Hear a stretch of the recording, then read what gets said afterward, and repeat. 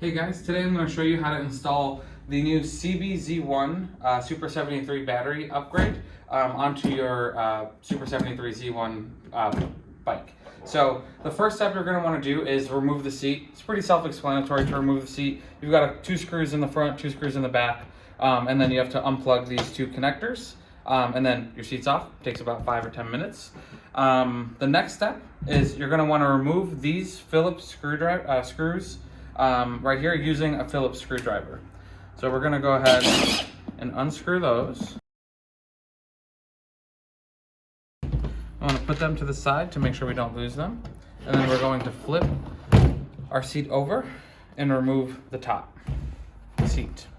Now our battery does look a little bit different than yours, but this is a stock Z1 battery. We're going to want to remove this rubber bumper here, which may be glued down for you. You can just rip it off.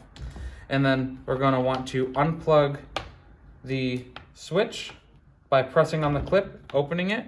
We want to unplug the charge port by pulling those two connectors apart from the connector itself. And then we're going to want to unplug our main power by unplugging those two connectors. And then our battery can also go off to the side. We won't be needing that anymore. Our upgrade only requires one minor modification. The only thing that you will need to do is remove your old on-off switch, because we're going to supply you with a new one. Now, if you see in here, our switch has already been cleared of all the silicone, but yours will still have it there. So the best thing for that is to kind of pick away at the silicone with a flathead screwdriver. So that way you can unscrew that nut. So once you remove most of the silicone, that nut should unscrew pretty freely like it is for us. So we're going to remove that nut. This might take you a few minutes to do just to make sure, but the cleaner you get it, the easier that nut will unscrew. Then we're going to pull our switch, and put that to the side with our battery that we are not using anymore. You're going to take the new switch and thread that through the hole, and make sure that the fitment is good. Make sure it doesn't go through the hole. Make sure that you are aware of how we're going to install it. We're going to take some super glue and put a very light amount of glue around the perimeter. We do not need much because we don't want it to ooze out at all. And the more you put, the longer it will take to dry. So we put a very light amount around the perimeter, and then we are going to glue the switch in and make sure that it is properly oriented.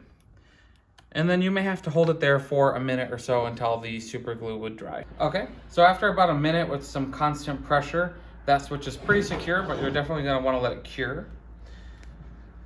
Afterwards, we can take our battery and put it in place. It will fit perfectly in the spot of the old battery, just like so. We're going to take our new switch module unit and plug that in. We can put it to the side. Then we're going to want to take our charge port and plug that into our new battery. We can take the switch wires that we just wired through and plug them into our switch module. And you'll notice this is the yellow wire on the PCB. It says where the yellow wire will go, so there's no way to do it incorrectly. Once all of that is plugged, we can take our new power connectors, plug them in, make sure they're secure, and try to hide the wires up in the front of the seat. And you could use tape or glue to secure everything, but I find that everything fits pretty well. That's what you're going to be aiming for wire management. And before we button everything up, we're going to do a test to make sure our switch lights up. That means that there is power going through the system.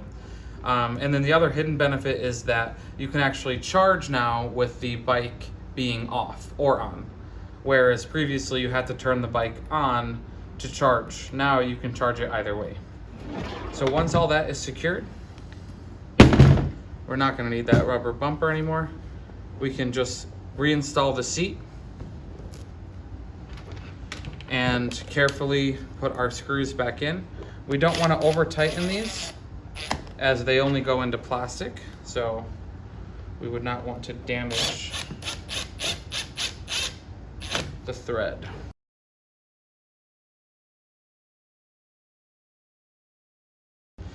And that's all there is to it. Now you can enjoy nearly double range on your Super 73 Z1.